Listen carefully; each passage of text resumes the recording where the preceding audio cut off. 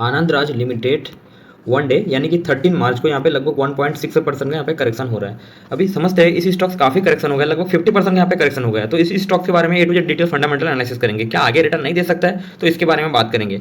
5 day 3% something return, और 1 month 11% गिरावट, 6 month 24% बड़ा गिरावट, और ईयर टू डे 42% गिरावट। 1 ईयर देखते हैं 64% रिटर्न दे रहा है। और चार्ट पैटर्न यहाँ पे काफ़ी मुझे अच्छा दिखाई दे रहा है। एक चार्ट पैटर्न काफ़ी अच्छा जा रहा था, और जब ओवरऑल स्टॉक मार्केट यहाँ पे गिरावट का माहौल बन चुका है, तो एक पैनिक में आके यहाँ पे सेलिंग दिखाई दे रहा है। अभी देखेंगे 48 टू 50% का करेक्शन हो चुका है। तो इस स्टॉक से पहले समझते हैं कि क्या है इस स्टॉक्स के अंदर में सब। तो डेवलपमेंट एंड कंस्ट्रक्शन सेक्टर का कामकाज है, और यहाँ पे देखेंगे कि काफ़ी सारा कामकाज है। चलिए पॉइंट पे सीधा पढ़ते हैं। आनंद राज का अवार्ड देख लेते हैं। Anand Raj was incorporated 1985 incorporate हुआ था। Anand Raj clay products by Ashok Sarin. It's primarily engaged in the development and construction, जो इसका मेन काम है, मेन कोर बिजनेस है, development and construction of IT parks पे डेवलपमेंट करता है। आईटी पार्क्स पूरा कॉन्ट्रैक्ट में लेके मैन्युफैक्चरिंग का कामकाज है। जैसे कि बिल्डिंग वगैरह बनाना है, तो आईटी पार्क्स में भी ऐसा है। जैसे गूगल आईटी पार्क्स आप जाके यूट्यूब में देख सकते हैं कि जब गूगल आईटी पार्क्स किस तरीके से बनता है, किस तरीके से बना हुआ है। और उसके बाद में हॉस्पिटलिटी माने हॉस्पिटल वगैरह बनाने का भी कामकाज है। Projects says office complex, shopping malls and residential project in the state of Delhi. Delhi के अंदर कामकाज है, Haryana, Andhra Pradesh, Rajasthan and NCR. The company has successfully developed more than 20 MSF real estate project in the housing. Successfully है, अभी successfully है कि नहीं अभी डेटा देख के पता चलेगा। ठीक है, यहाँ पे तो बता रहा है सब कुछ। Commercial, IT parks, shopping mall, hospitality, residential and affordable housing सब सेगमेंट। इस कंपनी का प्रोजेक्ट देखते हैं। यहाँ पे देखिए रेसिडेंशियल प्रोजेक्ट है, जो कुछ इस टाइप का बिल्डिंग है यहाँ पे देख सकते हैं। और इसके अलावा कमर्शियल प्रोजेक्ट है, कमर्शियल प्रोजेक्ट मैन्युफैक्चरिंग का काम है, आप इमेज से थोड़ा समझ सकते हैं। और इसके अलावा तीसरा है हॉस्पिटल वगैरह, हॉस्पिटल बिल्डिंग मेकिंग। और उसके बाद में data centre and cloud solutions, यानी कि जो डेटा सेंटर सेक्टर में काफ़ी ज़्यादा डिमांड है और इसका फ्यूचर ग्रोथ है। डेफिनेटली आने वाले दिनों में आप अगर यहाँ पे डेटा सेंटर और क्लाउड सॉल्यूशन देखेंगे, बहुत तेज़ी से डिमांड आने वाला है। और यहाँ पे रेसिडेंशियल प्रोजेक्ट कुछ इस टाइप का यहाँ पे देख सकते हैं, काफ़ी फैंसी और हाई क्वालिटी प्रीमियम प्रोजेक्ट बनाने का काम है। तो इस बिल्डिंग है यहाँ पे कुछ इस टाइप्स का सारे काम पूरा रेडी करके देता है। अंदर जो डेटा सेंटर का जो डिवाइस है, डिवाइस वगैरह इस कंपनी नहीं देता है, डिवाइस दूसरा है। तो ऐसे पूरा सेटअप बना के इस कंपनी रेंट पे या कॉन्ट्रैक्ट बेस पे इस कंपनी इस तरीके से देती है। रेसिडेंशियल प्रोजेक्ट पोर्टफोलियो, यहाँ पे आप समझ सकते हैं कि रेसिडेंशियल किस तरीके से यहाँ पे बना रहा है। तो भाई कामकाज तो है, काफ़ी इमेज वगैरह तो तगड़ा बड़ा बड़े दिखाई दे रहा है। चलिए अभी डेटा चेक करते हैं, अभी सब कुछ गिन लिए। सबसे पहले इस कंपनी का कंपाउंडेड यहाँ पे सेल्स ग्रोथ देख लेते हैं, जो सबसे ज़्यादा बेसिक इंपॉर्टेंट है। 10 ईयर 12%, 5 ईयर 34%, जो एक डिसेंट है, 3 ईयर 81% बहुत बेहतरीन है, और ट्रेलिंग 12 मंथ 49%। तो यहाँ पे 5 ईयर 3 ईयर और ट्रेलिंग 12 मंथ सेल्स ग्रोथ बहुत ही बढ़िया है, कोई दिक्कत नहीं है यहाँ पे जो डेटा शो कर रहा है। लेकिन इसका ये मतलब नहीं कि आगे भी इस तरीके से होगा, तो आगे आपको चेक करना पड़ेगा। देखो किसी स्टॉक जब यहाँ पे एक साल में 1400-1500% रिटर्न दे देता है, इसका ये मतलब नहीं होता है कि आगे भी ऐसा कंटिन्यू देगा। तो आपको समझने की जरूरत है कि आगे आपका फ्यूचर ग्रोथ है। देखो कुछ चीज़ें थोड़ा प्रेडिक्ट करना पड़ता है। बैंक जब आपको लोन देता है, एक बात बताओ, जैसे कि आप एक पर्सन, ठीक है, तो बैंक, कोई भी बैंक आपको लोन देता है तो क्या करता है, तो आपका डेटा चेक करता है, बराबर। आपका सिविल कैसा है, आपका कोई क्रिमिनल रिकॉर्ड तो नहीं है, आपका सिविल स्कोर में कोई फ्रॉड तो नहीं है, आपने कोई कंज्यूमर प्रोडक्ट वगैरह लिए, वहाँ पे धोखाधड़ी किए, पेमेंट टाइम पे नहीं किए, आपका सिविल स्कोर कैसा है। तो उस डेटा के बेस पर किसी बैंक या किसी भी फाइनेंस कंपनी आपको लोन देता है। तो हम लोग भी यार स्टॉक मार्केट में यार बेसिक डेटा चेक करना है, और इसका आगे फ्यूचर ग्रोथ है या नहीं है, और उसका साथ में चेक करना है कि प्रोमोटर कितना % है, एफआईडीआई इंटरेस्ट ले रहा है कि नहीं ले रहा है। देखो अच्छे कंपनी में क्या होता है, तो एफआईडीआई साथ साथ होल्डिंग बढ़ाता रहता है, और प्रोमोटर कंपनी को चलाता है। कई बार होता है कि प्रोमोटर भी उसका हिस्सेदारी और बढ़ाते रहता है। तो ये सब कुछ बेसिक इंपॉर्टेंट चेक करना रहता है। चलिए मेन पॉइंट पे आते हैं। Compounded profit growth 10 year 10%, 5 year 45% और 3 ईयर 213%, ट्रेलिंग 12 मंथ 67%। तो यहाँ पे 5 ईयर 3 ईयर और ट्रेलिंग 12 मंथ प्रॉफिट ग्रोथ भी बहुत बढ़िया निकल के आ रहा है। मतलब सेल्स ग्रोथ और प्रॉफिट ग्रोथ बहुत कमाल है, खूब है। चलिए अभी रिटर्न देख लेते हैं कैसा दिया है। पास्टाज लिमिटेड यहाँ पे रिटर्न देखते हैं। 1 मंथ 11% गिरावट है, 6 मंथ 24% गिरावट है। यहाँ पे ओवरऑल स्टॉक्स लगभग 6 मंथ से अब देखेंगे गिरावट हो रहा है। चलिए देखते हैं। फिर भी 1 ईयर यहाँ पे 64% अभी भी रिटर्न दे रहा है, 3 ईयर 651% रिटर्न, और 5 ईयर 2454% रिटर्न। इसीलिए मैं हमेशा बोलता हूँ ना, स्टॉक मार्केट में आप अच्छा कंपनी सिलेक्ट कीजिए, मिनिमम 3 साल 5 साल के लिए आप आइए। उसके बाद में आप कंपनी को समझिए, बिजनेस समझिए, fundamental data A to Z समझिए, फिर उस स्टॉक में आप बने हुए रहिए। स्टॉक मार्केट क्या होता है, इसी अप डाउन तरीके से चलते रहता है। तो यहाँ पे जैसे जैसे गिरावट होता है वहाँ पे बाय ऑन डिप कीजिए, और स्टॉक मार्केट में आप नॉलेज डेवलपमेंट कीजिए, और 3 साल 5 साल में आपको कंपाउंड रिटर्न डेफिनेटली मिलता है। आप सोचिए यहाँ पे अगर आप 15,000 रुपये जस्ट एक इन्वेस्ट करते तो आपको 2400%, 2450% का जो रिटर्न मिल रहा है, तो आप काउंटिंग कीजिए कितना होता है, कमेंट्स करके बताइए। देखो कोई बैंक, कोई पॉलिसी, कोई इंश्योरेंस कोई कहीं पे भी नहीं देता है, ठीक है ना। जस्ट एक मान लीजिए आप अगर 5000 भी लगाते तो कोई बैंक आपको अगर कहीं पे इतना ज़्यादा रिटर्न नहीं देगा। स्टॉक मार्केट जितना रिस्क है उतना ज़्यादा रिवॉर्ड है भाई। देखो स्टॉक मार्केट में 70,000, ठीक है ना, सॉरी 70,000 नहीं, 7,000 स्टॉक्स कंपनी वगैरह है, ठीक है। मान लीजिए उसमें से 5-7 हज़ार लिस्ट है, तो उसके उसके अंदर में से भाई 10-20 स्टॉक्स अच्छे अच्छे निकालना, जिसका फंडामेंटल स्टॉक्स, जिसका बरसों से प्रोमोटर होल्डिंग काफ़ी स्टेबिलिटी है, और एफआईडीआई काफ़ी ज़्यादा बुलिश है, और उसका प्रोडक्ट मार्केट में छाया हुआ है, प्रोडक्ट आप पर्सनली समझते हैं, और उसका sales growth, profit growth specially बहुत अच्छा है, साथ में प्रॉफिट ग्रोथ भी अच्छा है।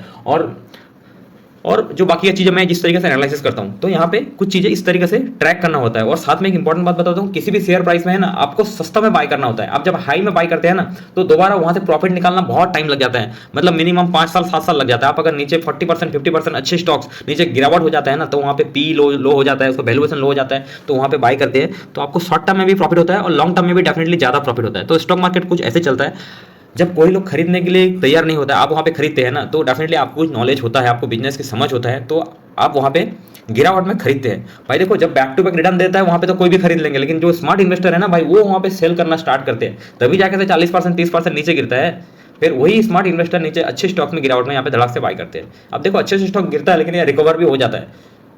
वही मैं बताया पिछली वीडियो की तरह, हर पिक्चर में शुरुआत में बहुत अच्छा होता है, बीच में थोड़ा इमोशनल ड्रामा वगैरह थोड़ा सा हो जाता है, काफी इमोशनली हो जाता है, फिर पिक्चर के लास्ट में, ऑलमोस्ट मूवी देख लो, पिक्चर के लास्ट में यार सब कुछ सही हो जाता है, हीरो हीरोइन वगैरह सब कुछ, पेरेंट मदर सब कुछ हैप्पी हैप्पी एंडिंग होता है। तो यार स्टॉक मार्केट में भी ऐसा होता है, और आपके लाइफ में भी देख लो ना कभी वो सैडनेस आया होगा ना, फिर रिकवर तो हो गया ना। तो स्टॉक मार्केट में वैसा होता है, इंडिया में कुछ नहीं हुआ है। तो आप स्टॉक्स को सिलेक्ट करना सीखिए, कौन सा स्टॉक्स को लेना चाहिए और कौन से स्टॉक्स को छोड़ना चाहिए। भाई स्टॉक मार्केट के लाइफ में अच्छे स्टॉक्स को उठाइए, और थोड़ा सा जो स्टॉक्स में स्पेशली कम से कम सेल्स ग्रोथ प्रॉफिट ग्रोथ नहीं है, उसको थोड़ा साइड में रखिए, मेरा ऐसा मानना है। और देखिए जिस कंपनी में आप पैसा लगा रहे हैं, सोचिए उसका फ्यूचर ग्रोथ है या नहीं है, फ्यूचर में उसका प्रोडक्ट चलने वाला है नहीं है। तो ये कुछ चीज़ें थोड़ा प्रिडिक्ट करना पड़ता है। चलिए यहाँ पे आगे बढ़ते हैं। आनंदराज कंपनी, आनंदराज लिमिटेड, अभी इसका मार्केट कैप है 16,771 करोड़। ऑलरेडी यहाँ पे 48% का यहाँ पे करेक्शन हो चुका है, डाउन फ्रॉम 52 एक हाई, तो 48 to 50% का करेक्शन हो चुका है। तो सोचो मार्केट का अभी मतलब आधा हो गया, मतलब ऐसा मान लीजिए 27 to 30,000 करोड़ का मार्केट कैप हुआ करता था, अभी वहां से क्रैश हो चुका है। अभी इसका देखते हैं शेयर प्राइस महंगा है या सस्ता है, उसके लिए देखना होगा स्टॉक पी, यानी कि stock price to earning ratio 43, और इंडस्ट्री पी देखते हैं 27। तो उसके हिसाब से थोड़ा सा ओवर वैल्यूड है, बट फिर भी मैं बता दूं यहाँ पे जो इंडस्ट्री पी है ना, एक टाइम में यहाँ पे 40 to 50 हुआ करता था, ठीक है ना, क्योंकि इंडस्ट्री भी ओवरऑल इस सेक्टर के ओवरऑल स्टॉक्स यहाँ पे काफी नीचे गिर गया, 30%, 40%, 50%, कोई स्टॉक 70% भी गिर गया। तो इसके वजह से इंडस्ट्री पी लो हो चुका है। इस स्टॉक का पी हमेशा हाई हुआ करता था, अभी आपको पी चार्ट दिखाऊंगा। चलिए यहाँ पे आगे बढ़ते हैं, थोड़ा सा ओवर वैल्यूड है, लेकिन एक चीज है कि यहाँ पे 48% का करेक्शन हो चुका है। यहाँ से मुझे ऐसा लगता है कि 10 से 15% का अगर करेक्शन हो ना, तो वहाँ पे एड ऑन करना स्टार्ट कर सकते हैं, क्योंकि इस कंपनी में यार कुछ तो है। चलिए वीडियो को एंड तक देखिए, उसके बाद में आप देखिए कि अभी तक तो पॉजिटिव निकला, नेगेटिव क्या क्या निकलता है। देखो आप जब स्टॉक बाय करते हैं ना, तो आप एनालिसिस नहीं करते, आप होमवर्क नहीं करते। होमवर्क बिना करे आप अगर बाय करेंगे तो आपको क्या भुगतना पड़ेगा। तो आपको सब कुछ पता होने के बाद में आप खरीदेंगे ना, तो आपको कॉन्फिडेंस महसूस होगा। चलिए यहाँ पे बाकी का डेटा देखते हैं, और कंपनी का कर्जा देखते हैं 386 करोड़, और कर्जा का इक्विटी में देखते हैं तो 0.10। तो कर्जा उस मार्केट कैप के हिसाब से तो बहुत ही छोटा है, छोटा यानी कि बहुत छोटा है। उसके कंपेयर में रिजर्व देखते हैं, कंपनी के पास रिजर्व बहुत बढ़िया है, 3,759 करोड़। कंपनी में बुरा वक्त में रिजर्व काम आता है, बहुत काम आता है। आप सोचो जब कोरोना कोविड आ गया था, तब कंपनी का सेल्स प्रॉफिट सब अर्निंग होना बंद हो गया था, तब कंपनी का जो रिजर्व होता है ना, तो वो कंपनी को बुरा वक्त से बचाता है। और उसके बाद कंपनी का financial year operating profit margin देखते हैं 23, और लेटेस्ट ऑपरेटिंग प्रॉफिट मार्जिन देखते हैं ऑपरेटिंग लेटेस्ट क्वार्टर 25। तो ऑपरेटिंग प्रॉफिट मार्जिन पहले से बढ़ चुका है। भाई ऑपरेटिंग प्रॉफिट मार्जिन बहुत इंपॉर्टेंट है। कहीं ऐसा होता है कि आप मान लीजिए 100 रुपये का माल बेचते हैं, वहाँ पे आपको प्रॉफिट मार्जिन अगर 25% है तो अच्छा है ना, ऑपरेटिंग प्रॉफिट मार्जिन 25% निकल रहा है। कहीं ऐसा ऑपरेटिंग आप सेल तो धनाधन कर रहे हैं, ऑपरेटिंग प्रॉफिट मार्जिन समझ लीजिए आपका 5%, तो फिर क्या मतलब होगा, बहुत ज़्यादा सेल्स करना पड़ेगा तो आपको थोड़ा थोड़ा प्रॉफिट बचेगा। तो इसीलिए थोड़ा ऑपरेटिंग प्रॉफिट मार्जिन किसी कंपनी का अगर थोड़ा ज़्यादा हो तो मिनिमम एक डिसेंट है ना, 15 to 20% होना तो फिर भी स्टैंडर्ड मान सकते हैं। यहाँ पे तो 25% है, तो थोड़ा प्लस इंडिकेट है। एनीवे चलिए आगे देखते हैं। कंपनी का आरओसी यानी कि रिटर्न ऑन कैपिटल, कोई इन्वेस्टर जो इन्वेस्ट करते हैं तो उसको जो रिटर्न मिलता है 8.56, ठीक है, एक डिसेंट है। 10% एक डिसेंट है, और 15% होता तो और ज़्यादा स्टैंडर्ड मान सकते थे। आरओई 8%। और प्लेस परसेंटेज देखेंगे, कंपनी का जो भी प्रोमोटर होल्डिंग है यहाँ पे कोई प्लेस नहीं है, यहाँ पे काफ़ी प्लस पॉइंट मिला। और कंपनी का अभी RSI देखेंगे, RSI 40 अभी भी थोड़ा सा हाई है, मुझे ऐसा लगता है कि 30 तक आए ना तो वहाँ से बाय वन डिप आप सोच सकते हैं, क्योंकि भाई छोटा छोटा अमाउंट, क्योंकि अभी स्टॉक मार्केट में बहुत ज़्यादा थोड़ा रिस्की बना हुआ है, अभी कब तक और गिरे और साथ में गिरने के बाद में कब तक वही शेयर प्राइस में कंसोलिडेट करे, क्योंकि आपके अगर इंपॉर्टेंट पैसा है तो डेफिनेटली यार आप पैसा लगा के यार फंस जाएंगे तो फिर आप दिक्कत में आ जाएंगे, ठीक है ना। तो स्टॉक मार्केट में अभी बैड न्यूज़ ही बैड न्यूज़ है। और देखो स्टॉक मार्केट में पैसा लगाने का सही टाइम होता है गिरावट में, लेकिन वेट एंड वॉच कीजिए, थोड़ा थोड़ा जितना आप डाइजेस्ट कर पाओगे उतना स्टॉक मार्केट में लगाना, नहीं तो मत लगाना। और म्यूचुअल फंड में तो मेरे हिसाब से जाना नहीं चाहिए, मैं ऐसे रिकमेंडेशन नहीं दे रहा हूँ भाई। म्यूचुअल फंड में क्या है ना, वो लोग का ऑपरेटिंग मुझे वो समझ में नहीं आता है। जब फॉरेन इन्वेस्टर पैसा लगाते हैं तो डोमेस्टिक इन्वेस्टर पैसा निकालते हैं, तो आपका पैसा लगाने के लिए बैठे हैं कि देश का इकोनॉमी को बचाने के लिए बैठे हैं, तो मुझे वो समझ में नहीं आता है कि मुझे किसी कंपनी पसंद आता है, मैं नॉलेज लेता हूँ तो मैं उसी कंपनी में मैं पैसा लगाना पसंद करता हूँ। लेकिन वहाँ पे क्या करता है, वहाँ पे 50 60 70 कंपनियां पैसा लगाते हैं, फिर क्या है, रिटर्न बहुत धीमा बनता है। आपका 5 साल में देखेंगे कंपाउंडेड 10 to 15% बनता है, इतना रिस्क लेने के बावजूद आपका उतना रिटर्न बना, फिर क्या मतलब हुआ। उसमें क्या होता है, जो बड़ा अमाउंट रहता है ना तो उसके लिए सही है। हम लोग रिटेल इन्वेस्टर भाई छोटा छोटा अमाउंट रहता है, 10-20 हज़ार रुपये होता है या 50 हज़ार होता है, या फिर नॉलेज बढ़ाते हैं तो 2-5 लाख रुपये लाते हैं मान लीजिए, और पैसा वाले हैं तो भाई 10 लाख भी लगा सकते हैं। तो वहाँ पे क्या होता है, आपकी मर्जी से आप पैसा निकाल सकते हो। आपके घर में कोई सर्टेनिटी कोई ऐसा जरूरत पड़ गया तो स्टॉक मार्केट से पैसा निकालने में इतना ज़्यादा पैसा नहीं करता है, म्यूचुअल फंड में पैसा डालते हैं तो वहाँ पे थोड़ा सा पैसा करता है ज़्यादा। एनीवे पॉइंट पे आते हैं, और year on year sales growth देखते हैं 48%, profit growth 67%। Year on year sales growth और प्रॉफिट ग्रोथ बहुत ही बेहतरीन है। नेगेटिव पॉइंट नहीं मिला। चलिए शेयर होल्डिंग पैटर्न देखते हैं, नेगेटिव पॉइंट यहाँ पे क्या है। प्रोमोटर होल्डिंग यहाँ पे देखते हैं, मार्च 2022 64.99%, इनके 67% बोल सकते हैं, और अभी दिसंबर 2024 में 60%। तो ठीक है, पहले से थोड़ा सा डाइल्यूट किया 4% समथिंग, बट यहाँ पे कोई दिक्कत की बात नहीं है। एक कंपनी में अगर 51% अगर यहाँ पे प्रोमोटर होल्डिंग है तो यहाँ पे थोड़ा अच्छा खासा है, क्योंकि भाई कंपनी को ऑपरेटिंग प्रोमोटर कर रहा है तो यहाँ पे डिसीजन लेने में बहुत ज़्यादा बेहतर रहता है, तो यहाँ पे बढ़िया है और स्टेबिलिटी अच्छा है। और फॉरेन इन्वेस्टर देखते हैं 2022 में 6.35% और अभी 13%, तो भाई पहले से काफ़ी स्टेक यहाँ पे बढ़ा चुके हैं, तो ये मुझे प्लस इंडिकेट यहाँ पे दे रहा है। डोमेस्टिक इन्वेस्टर 2022 में 0.07% और अभी 6.71%, तो भाई डोमेस्टिक इन्वेस्टर भी यहाँ पे पैसा मतलब स्टेक बढ़ा चुका है। तो क्या ऐसा है कि जो भाई प्रोमोटर यहाँ पे 60% माल लेकर बैठा है सबसे ज़्यादा, कंपनी को यार सबसे ज़्यादा करीब से कोई जानता है तो वो है प्रोमोटर। उसके बाद में FIDI, क्योंकि FIDI के पास ज़्यादा कैपेबिलिटी होता है मतलब रिसर्च वगैरह करने के लिए। और उसके बाद में पब्लिक ठीक है, इतना ज़्यादा कुछ मैटर नहीं करता है, तो पब्लिक का होल्डिंग यहाँ पे कम है तो क्या हुआ, लेकिन यहाँ पे फॉरेन इन्वेस्टर स्टेक बढ़ाए हैं और डोमेस्टिक इन्वेस्टर ने वो भी स्टेक यहाँ पे बढ़ाए हैं, तो ये मुझे थोड़ा सही लगा, काफ़ी पोर्टफोलियो ज़बरदस्त लगा मुझे। एक साल का यहाँ पे पी रेशो का चार्ट निकाला हूँ, तो यहाँ पे एक साल का जो एवरेज पी निकल के आ रहा है ना वो है 63 एवरेज पी। आप यहाँ पे देख सकते हैं जैसे जैसे नीचे आता है तो एक बाउंस बैक मारता है, तो उसके कंपेयर में अभी काफी नीचे आ चुका है, ठीक है। लगभग एक टाइम यहाँ पे 40 में टच किया था, 40 से बाउंस बैक किया, तो मुझे ऐसा लगता है कि यहाँ से बाय ऑन डिप किसी को करना है तो स्टार्ट कर सकते हैं थोड़ा थोड़ा क्वांटिटी में, भाई जितना रिस्क आप झेल पाए, तो यहाँ से थोड़ा थोड़ा क्वांटिटी, और अगर नीचे गिरे ना तो और एड ऑन कीजिए। स्टॉक मार्केट में ऐसे होता है, आप बिल्कुल जो नीचे आके खरीद लेंगे ऐसा नहीं होता है, आपको एक स्टेप लेना पड़ता है, आपको एक फ्रेश स्टार्ट करना पड़ता है। यहाँ से अभी गिरा, यहाँ से अगर और 10% गिरा थोड़ा और एड ऑन किया, और 10% और गिरा और थोड़ा सा ऐड ऑन कीजिए, तो ओवरऑल यहाँ पे आपको क्या है, आपको एक अच्छा एवरेज, आप अगर कहीं पे हाई में बाय किया है तो आपको एक अच्छा खासा एवरेज मिल जाता है। मान लीजिए एवरेज प्राइस आपका 100 रुपये था, यहाँ पे खरीदेंगे आपका 70 रुपये एवरेज आ जाएगा, तो शॉर्ट टर्म में आपको प्रॉफिट बनेगा, लॉन्ग टर्म में डेफिनेटली आपको ज्यादा प्रॉफिट बनेगा। चलिए यहाँ पे मेन डेटा चेक करते हैं, प्रॉफिट एंड लॉस में year on year sales growth profit growth देख लेते हैं। जो सबसे ज्यादा कंपनी में यही चीज बेसिक मेन इंपॉर्टेंट हो जाता है, यहाँ से क्लियर हो जाता है कि भाई कंपनी में सेल्स ग्रोथ प्रॉफिट ग्रोथ दबा के हो रहा है। किसी कंपनी में अगर सेल्स ग्रोथ हो रहा है और प्रॉफिट ग्रोथ नहीं हो रहा है तो शेयर प्राइस घंटा जाएगा। सॉरी अगर सेल्स ग्रोथ भी हो रहा है साथ में प्रॉफिट ग्रोथ भी दबा के हो रहा है, भाई डेफिनेटली अगर शॉर्ट टर्म में शेयर प्राइस नीचे गिर रहा है लेकिन ओवरऑल लॉन्ग टर्म में शेयर प्राइस जाएगा ऊपर ही, ये रियलिटी है स्टॉक मार्केट में, ये ऊपर शेयर प्राइस ऊपर जाने से कोई नहीं रोक सकता है। तो देखो शॉर्ट टर्म में एक साल में 4 क्वार्टर होता है, शॉर्ट टर्म में थोड़ा सा बैड न्यूज वगैरह आ जाता है तो थोड़ा सा नीचे जाता है, थोड़ा कंसोलिडेट करता है, लेकिन जैसे थोड़ा सा गुड न्यूज थोड़ा बुल मार्केट आ जाता है ना भाई, उसी शेयर प्राइस धड़ाक से ऊपर जाता है। क्यों? क्योंकि उसका वैल्यूएशन बहुत सस्ता हो जाता है, तो वहां पे इन्वेस्टर बाय करने का मौका ढूंढ लेते हैं। चलिए यहाँ पे देख लेते हैं मेन डेटा। एक्चुअली क्या है, मैं अदर डेटा थोड़ा सा ज़्यादा ऐड कर देता हूँ, इसके लिए वीडियो हमेशा लंबा हो जाता है। आप कमेंट्स करके बताइए कि वीडियो आपको लंबा बिल्कुल ज़्यादा पसंद नहीं है, और मैं बिल्कुल खुल के नहीं बताऊँ, बस डेटा पढ़ दो, वही न्यूज़ टू न्यूज़ पढ़ दो, बात खत्म।